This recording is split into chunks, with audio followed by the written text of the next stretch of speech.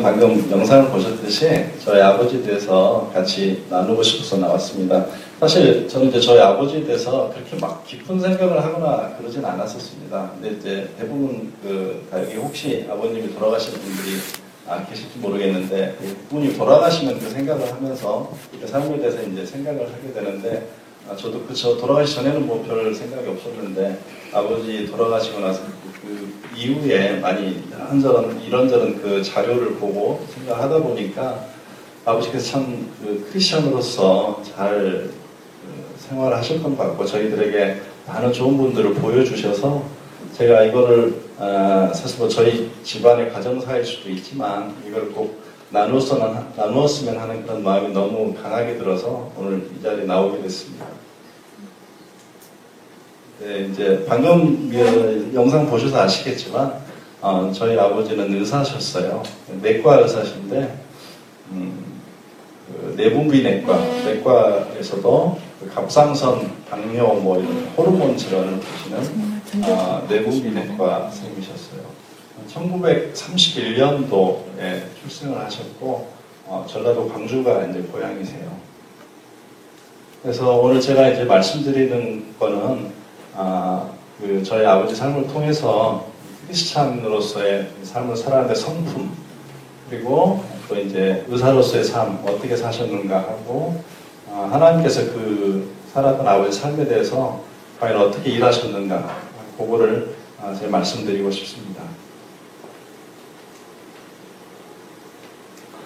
먼저 이제 아버지 그 성품을 먼저 말씀을 드릴 건데요.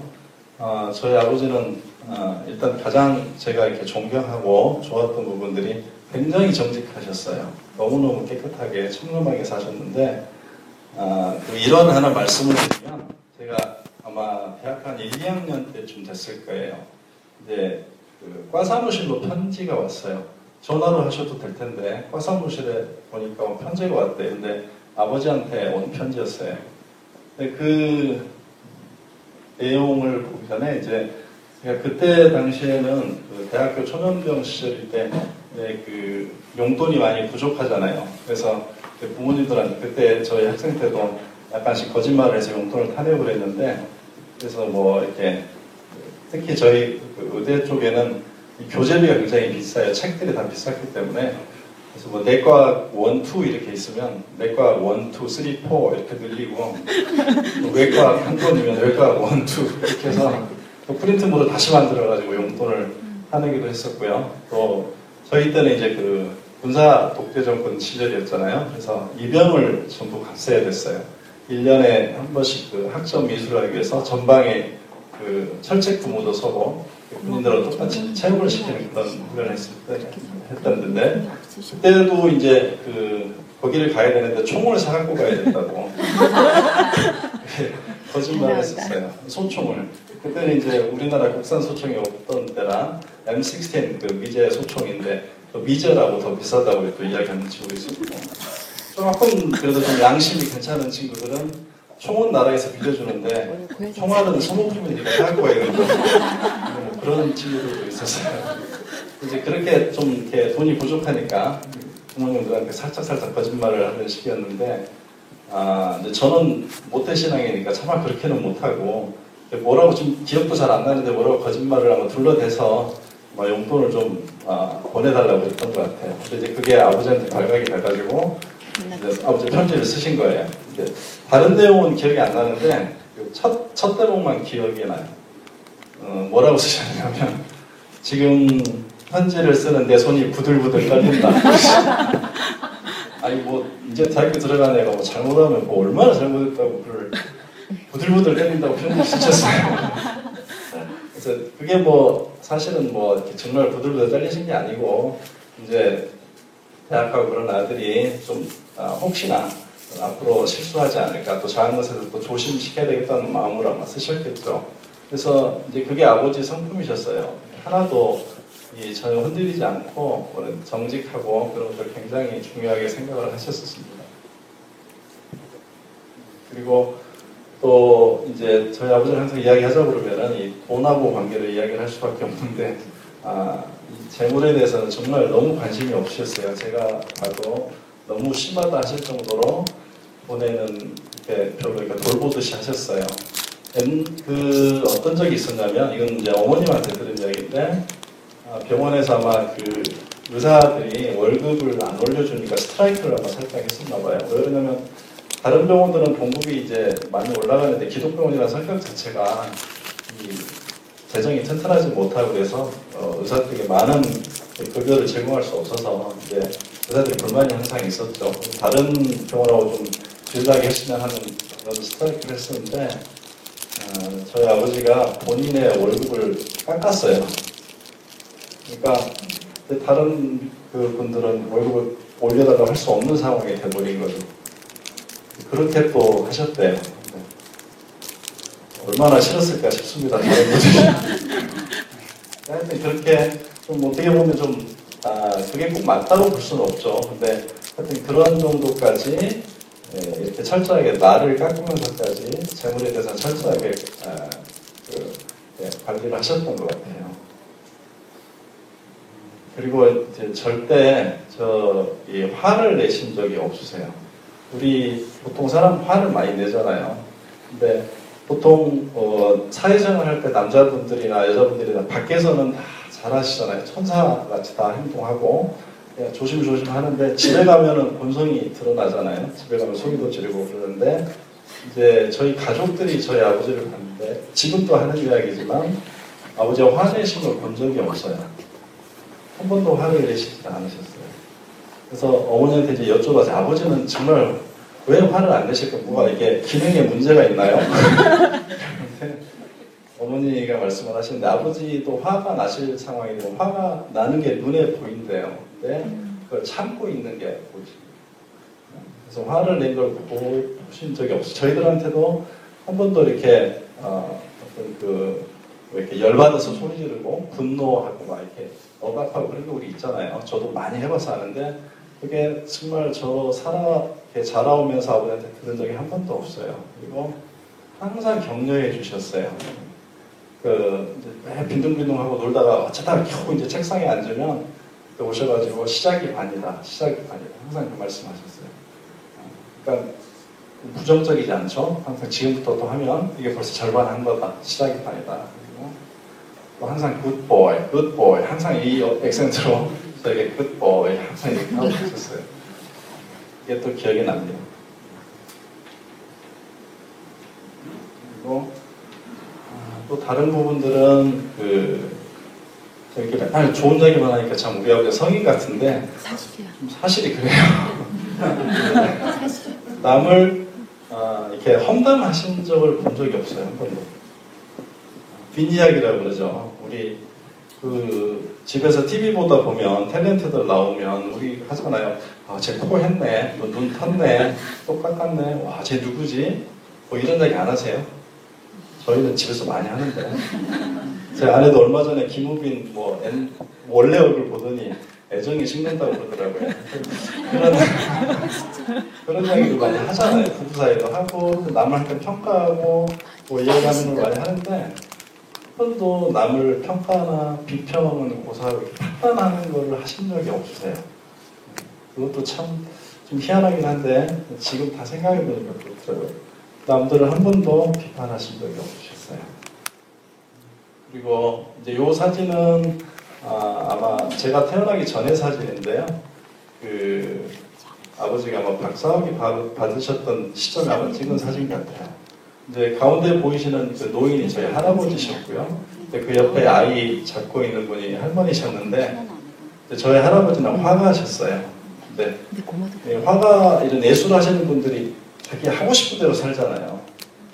그래서 이 할아버지가 무등산 올라가면 한 3분의 1쯤 되는 지점에다 그냥 집을 짓고 사셨어요. 거기서 그림 그리시고 그냥 자유롭게 생활을 하신 거죠. 근데 이제 몸이 나 이제 연로하시고 몸이 불편하니까 저희 아버지께서 꼭 토요일마다 왕진을 가셨어요. 몸이 불편하시니까 아들이 또 의사고 그러니까 무등산 거기를 가려면 그때는 차가 안 들어갔기 때문에 버스 타고 가서 한 30분 이상 걸어갔어야 됐어요. 거기에서 이제 계시니까 항상 토요일마다 제 손을 꼭 저를 거의 다 데리고 다니셨어요. 제 손을 꼭 잡고 거기 가서 이제 혈압도 재드리고 이야기도 하시고, 저는 그 시간에 바깥에서 개울가에서 놀고 그랬었어요. 근데 그때 기억이 저를 데리고 가는 게 뭐 심심해서 데리고 가지는 않으셨을 테고 행동으로서 부모한테 대하니까 그런 걸 보여주셨어요. 나중에 제가 그 아버지한테 한번 여쭤봤었거든요. 아버지가 미국에서 이제 나중에 말씀드리겠지만 한국에서 대학원 나왔고 미국에서 전부 공부를 하셨거든요. 그래서 아버지 그때 시절에 이제 한국 들어오신 게 1960년대니까 그 시절에 그 경력이면 서울에 있는 어떤 대학도 다 가실 수 있었을 텐데 왜 안 하셨어요? 여쭤봤더니 아버지 때문에 아버지가 광주에 계시니까 그 옆에 가서 보살펴드려야지 그렇게 이야기하셨던 걸 제가 기억을 합니다. 근데 이제 혹시 광주 가시면 그 무등산 올라가다 보면 저희 할아버지 미술관이 있어요. 그리고 그 건너편에 할아버지 사시던 곳들이 잘 정리가 되어 있습니다. 굉장히 아름답습니다. 가끔 가서 제가 이제 1년에 몇 번씩 가는데 혹시 광주 가시면 한번 들려보세요. 굉장히 잘 되어 있습니다.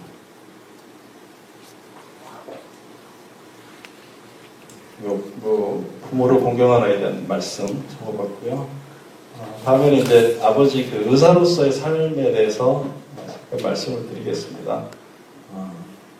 이제 전남대학교 의과대학을 나오셨어요. 그리고 그 다음에 이제 미국으로 가서 인턴 레지던트 하고 그 다음에 이제 내국의 펠로우를 하셨는데요.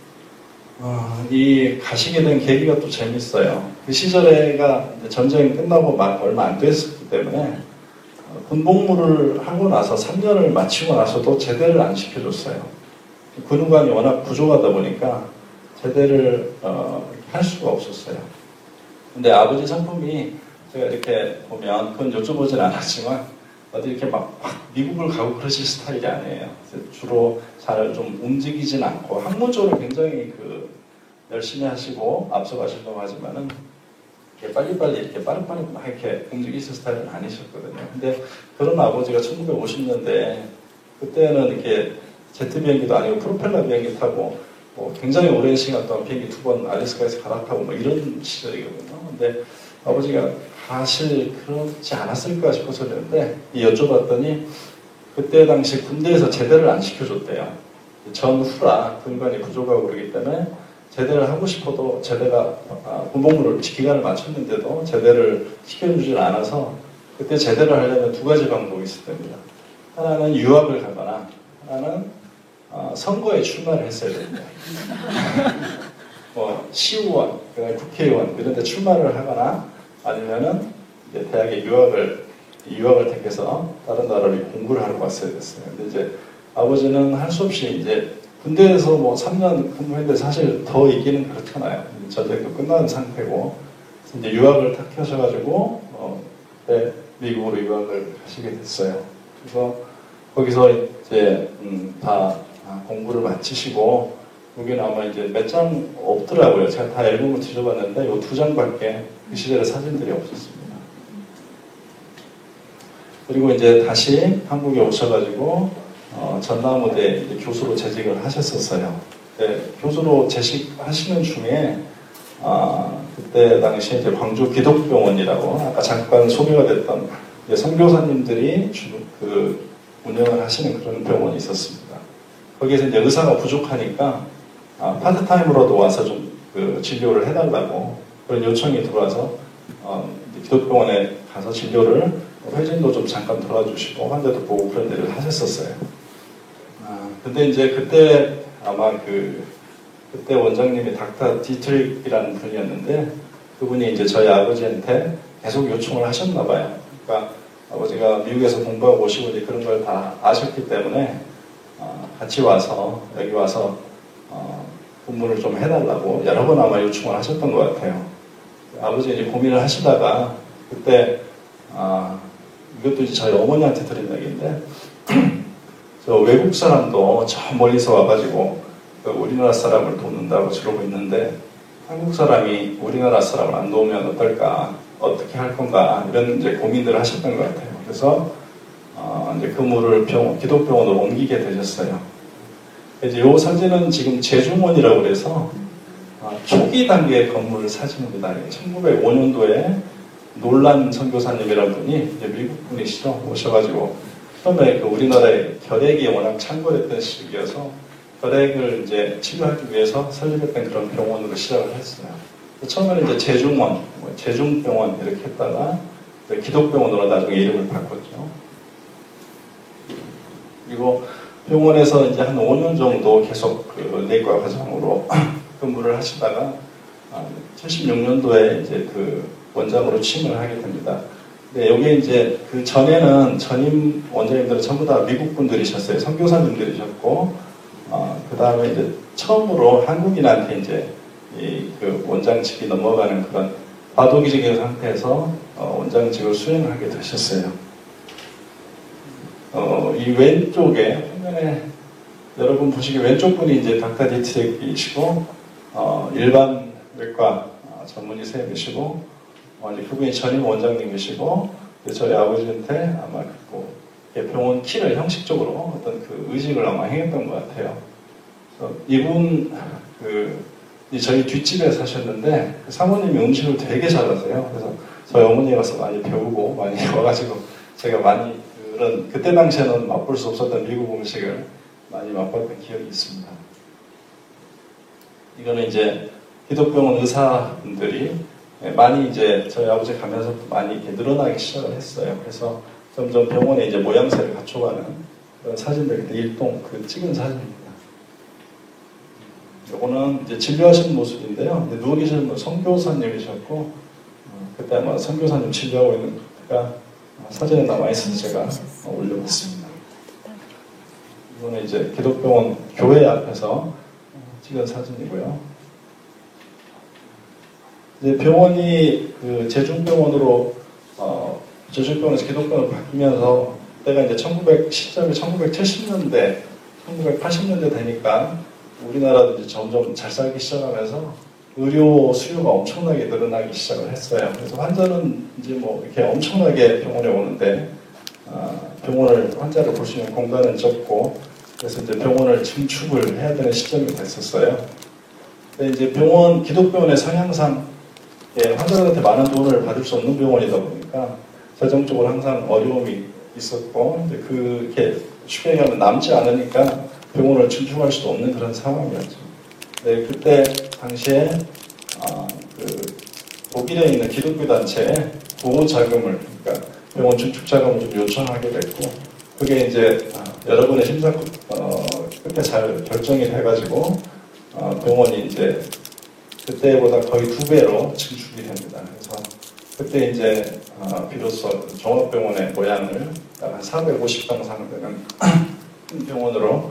근데 그때는 그 대학병원보다 더 컸었죠. 그 1970년, 80년대 때는 대학병원보다 더 큰 규모로 병원을 증축됐던 시점입니다. 이제 이게 병원 기공식 했던 때 사진으로 알고 있습니다. 이제 이게 아마 이런 일들을 하실 수 있었던 게 아까 말씀드렸듯이 청렴하고 정직한 부분들 때문에 아마 하나님께서 그때 당시에 사실 그 시절에 이런 공사를 한다. 병원이 주인도 없는데 그러면 사실 지금 우리 이제 사회생활 해보지만 얼마나 많은 문제가 있을 수 있겠어요. 근데 그런 부분을 철저하게 컨트롤할 수 있는 분이 였기 때문에 아마 하나님께서 이런 부분에도 한번 쓰시지 않았나 이런 생각이 듭니다. 이게 이제 지금 현재 이번에 제가 가서 찍어온 사진이에요. 네, 지금 현재 이제 그때 당시 이렇게 다 완공이 된 거죠. 종합병원으로 지금 완전히 자리를 잡아서 운영이 되고 있습니다. 그리고 이제 또 이 사진은 광주 사태 때 사진이에요.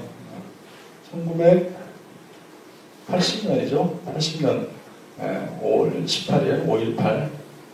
그때 이제 이거 왜 사진을 가져왔냐면 이때 그 광주 사태 때가 뭐 거기에 이렇게 살지 않으신 분은 잘 체험을 못 하셔서 그게 제가 이제 중학교 3학년 때 얘기인데 실제로 총알이 날아다니더라고요. 이렇게 총알이 날아다니고 집 앞에 뭐 장갑차가 다니고 그 트럭에 공무원 그 혁명군들이라고 표현됐죠. 민주투사분들이 공면하고 총 들고 다니고 허공에다 총 쏘고 굉장히 좀 무서웠어요. 제가 중학교 3학년 때였는데 그리고 그때 이제 정부 군인하고 혁명군하고 충돌을 하면서 굉장히 많은 사상자가 생겼어요.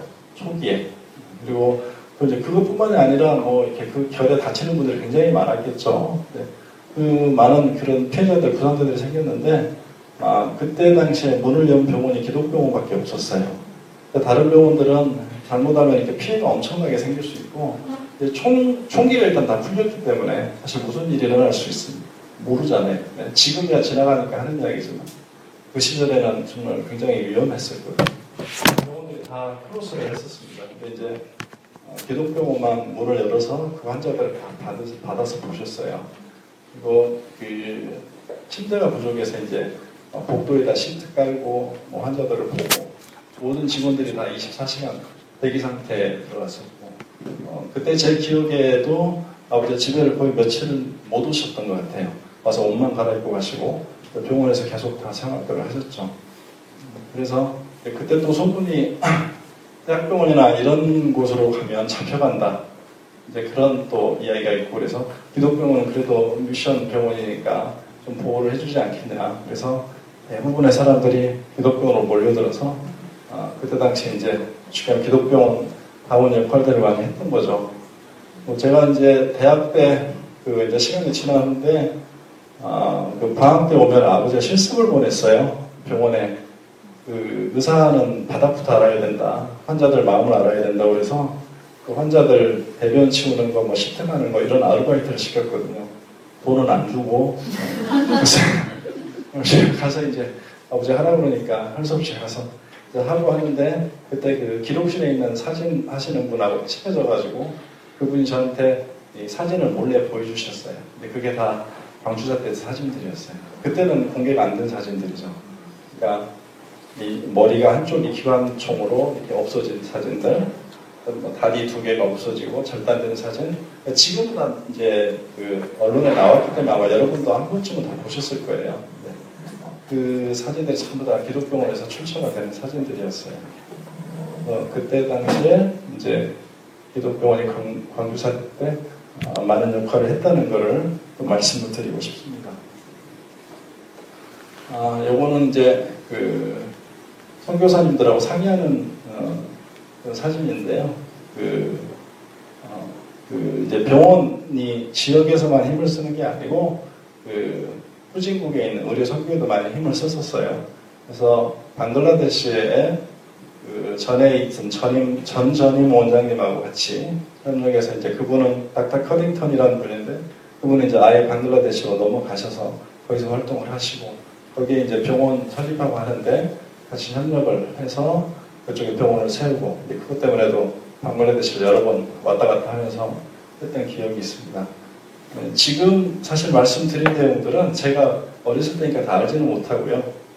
아버지가 돌아가셨을 때 병원에서 저한테 자료를 주시더라고요. 그래서 하셨던 일들에 대해서 쭉 쓴 것, 그 다음에 사진을 가지고 제가 이렇게 정리해서 말씀을 드리는 겁니다. 네, 이렇게 활동을 많이 하시고, 그런데 이제 하나님 부르시면 가야 되잖아요. 그래서 아버지 건강하셨었어요. 건강하시고, 특별히 이제 원래가 가족력이 저희가 심장에 좀 문제가 있거든요. 할아버지도 심장 때문에 돌아가셨고, 아버지도 이제 심혈관계 질환들이 좀 있어서 심장 쪽은 많이 신경을 쓰셨어요. 또 본인이 당시에 내과 의사시고 그러니까 오죽 잘 알겠어요. 그래서 관리를 잘 하셨는데 돌아가시기 1년 전에 뜬금없이 폐가 안 좋아지신 거예요. 폐 사진을 찍어보니까 폐가 살아있는 세포가 거의 없어요. 뭐 저희 아버지는 담배도 안 태우시고 전혀 뭐 이렇게 폐가 안 좋아질 만한 이유가 전혀 없는데 갑자기 폐가 안 좋아지시더라고요. 그래서 폐 섬유화증이 생기셔서 이제 한 1년 정도는 병원에 자주 왔다 갔다 하시고 병원도 자주 안 가셨어요. 본인이 잘 아니까 그냥 약 드시고 조절하셨는데 이제 돌아가시기 한 2주 전쯤에 갑자기 폐렴이 이제 악화돼서 이제 안 좋아져가지고 그 중환자실에 좀 계시다가 이제 소천하셨었습니다. 그걸 보면서 또 제가 느낀 게 인간이 아무리 많이 알고 때 자기가 조심을 하고 의학이 발전해도 역시 우리 사람의 생명은 하나님 손 안에 있다는 것을 금방 알 수 있겠더라고요. 그래서 이제 아버지가 돌아가시고 나서 이제 그 상을 치르고 있는 도중에 지금 이런 팩스가 왔어요. 이거는 그 아까 말씀드린 닥터 디트릭이라는 분이 미국에 이제 은퇴하셔서 미국에 계시는데 아직 살아 계시거든요. 그분이 이제 이런 내용을 팩스로 보냈습니다. 영어니까 좀 어렵죠. 제가 친절하게 또 번역을 했습니다. 이제 읽어보시면 글이 좀 긴데요. 결국은 제가 이제 이런 생각을 하게 된 것도 사실 이 팩스를 보고 여러 가지 생각을 하게 됐던 게 지금 이렇게 노란색으로 표시되어 있는 글들 그때 주님께서 가장 적절한 시기에 저에게 보내주셨습니다. 이 이야기. 이게 이제 그 와중에도 이게 머리에 와 닿더라고요. 그래서 이 말 한마디가 아버지 삶을 싹 정리를 해주는 거였어요. 그전에는 뭐 전혀 저도 아무 생각도 없이 살았었는데 요 말 한마디를 이제 머리를 때리는 거 있잖아요. 땅 하면서 이게 우리가 그냥 막 사는데 그게 아니구나 라는 생각을 처음으로 하게 됐어요. 참 이걸 보고 나서 제가 이제 느낀 게 아버지가 미국 간 것도 말이 안 되고 아버지 성품상 미국을 가시는 것도 말이 안 되는데 미국 가셨단 말이에요.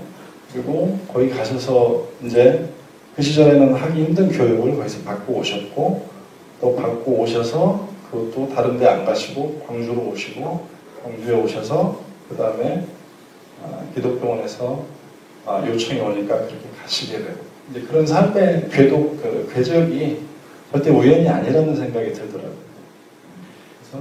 그래서 결론으로 좀 과하게 하나님 입장에서 해석을 하자면 우리 아버지에게 좀 성품이 되는 것 같고 괜찮으니까 애를 일단 미국 가서 공부를 시키고 하나님은 이제 여기 미리 계획이 있었겠죠. 기독병원에 나중에 미국 사람들이 계속 있을 수는 없으니까 한국인으로 바꿔야 되고 이제 그런 중에 찾으셔서 성품이 되고 교육시키고 그 다음에 이제 콜링을 하는 거죠. 너 오겠니? 기독병원에서 그 원장님이 우리 병원에 와주세요 여러 번 요청을 했던 것이 아마 콜링이라고 생각이 됩니다. 저는 이제 저 나름대로 이렇게 해석을 했어요. 그래서 그 콜링을 받아들이고 그렇게 되니까 그 다음에 이제 이런 많은 일들을 하셨던 것 같아요.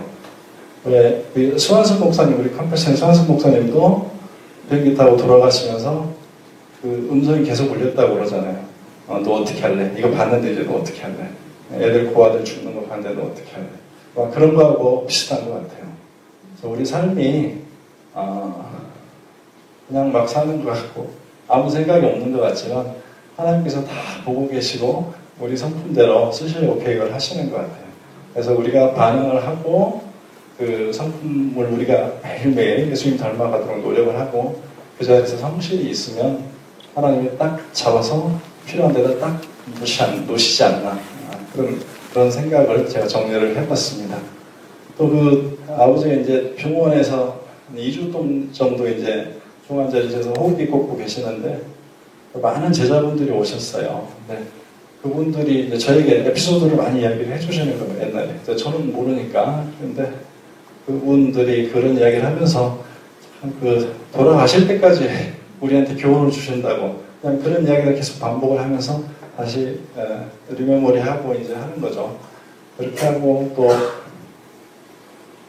그 주치의였던 사람들 참 잊을 수 없는 게 자식인 저도 그렇게 못하겠던데 한 2주 열흘 정도를 아침에 6시에 나오고 밤에 12시에 들어가고 그러시더라고요.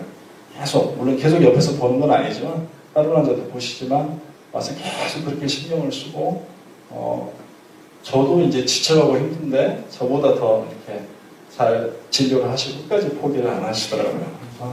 그래서 이제 마지막에는 거의 이제 상태가 안 되는데 울먹이면서 애들이 너무 존중하고 존경하니까 차마 못 보내드리겠다고 그렇게까지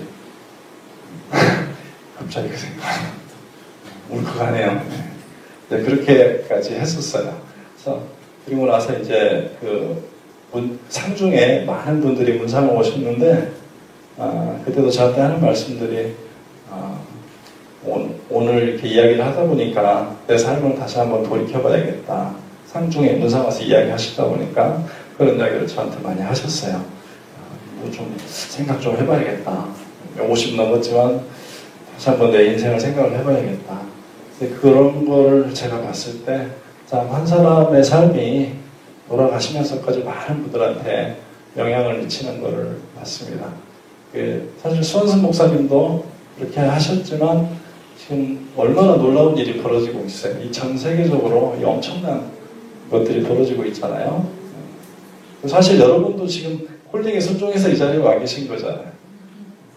오셔서 반응을 하셨기 때문에 우리 불쌍한 아이들 고통을 함께 할래 하시니까 지금 오신 거잖아요.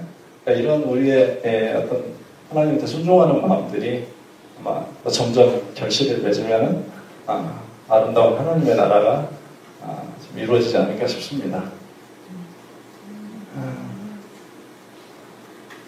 다 끝난 게 아닙니다. 이제 조금 남았는데요. 슬라이드 몇 가지만 더 보겠습니다. 이제 이번에 이거 준비하면서 이제 광주 제가 살던 집이에요. 이게 이제 1930년대가 지어진 집이죠. 선교사님이 사시던 집을 저희가 그냥 이어서 살았었거든요. 그리고 여기 이제 다른 선교사님 댁들 한번 찍어봤습니다. 여기 저기 뒤에 보이는 그 집이 이제 닥터 디트릭 아저씨가 살던 집이고, 저 나무가 제가 이제 밧줄을 묶고 그네 탔던 그런 나무였어요. 그리고 이제 이게 이제 그 선교사촌이 동산같이 돼가지고 좀 산이에요. 야산을 깎아서 띵 집이 이렇게 올라가는데 그 꼭대기에 그 공동묘지가 있었어요. 제가 어렸을 때는 공동묘지 무섭잖아요. 그리고 또 그때는 이렇게 나무가 많이 우거져가지고 항상 응달져서 그 영화 보면 그 트와일라이트 있죠. 음침한데 외국 묘지 같은 데서 친구들이랑 올라갔다가 무서워서 막 도망 내려고 그랬던 기억이 있는데 한번 이번에 산 끝까지 올라가 봤어요. 그랬더니 그 공동묘지가 이제 완전히 모양이 바뀌고 다른 모습으로 돼 있더라고요. 그래서 나무가 다 처지고 이렇게 십자가로 있고 바뀌어 있었습니다. 근데 여기에 있는 게 이제 이 광주 지역에서 돌아가신 선교사님들 묘역이 잘 정리가 돼 있어서 찍어봤고요.